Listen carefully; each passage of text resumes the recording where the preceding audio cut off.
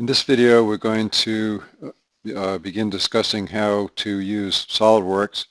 And first thing that I'm going to ask you to do would be to, somewhere on your network drive, to create maybe your initials Solidworks folder.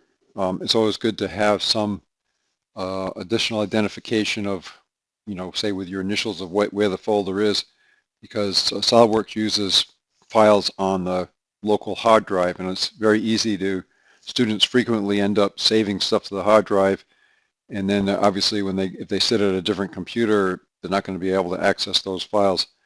So it would be a good idea for your team to have a folder that you use for all your work, the SolidWorks work.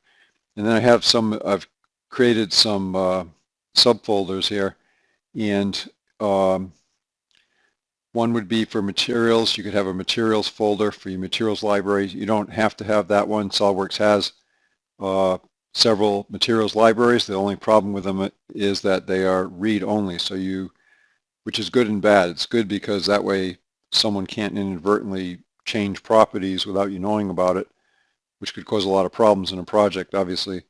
But if you do want to make some changes, or some tweaks, or change the name of something, you can't do it. So an easy way around that is to save it to your own folder, and then you can change it to to whatever you want.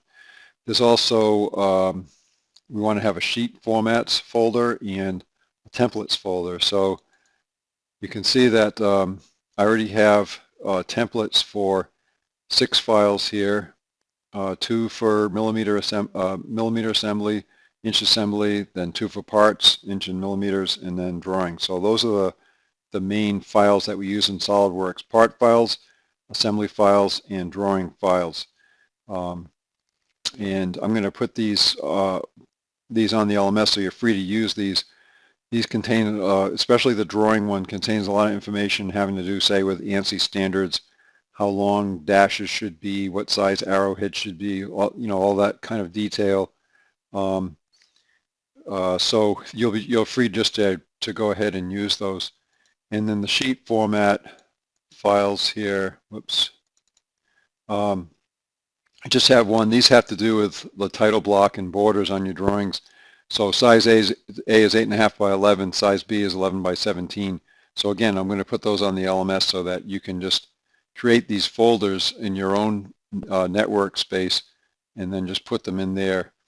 And then once you have those files, when you open SolidWorks, the first thing you should do is go to this Options button, and under Systems Options, go to File Locations.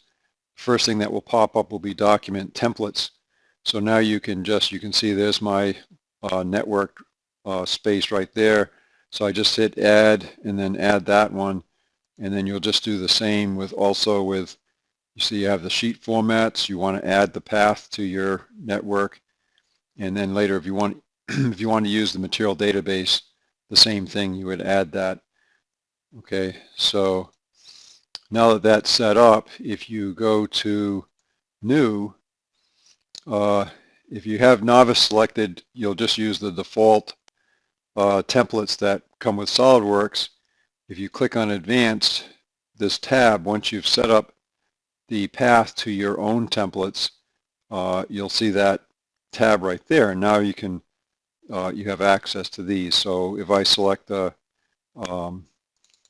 inch drawing, for instance, it comes up, and you can see that it already has name, scale, title. You can just actually the title is on a different,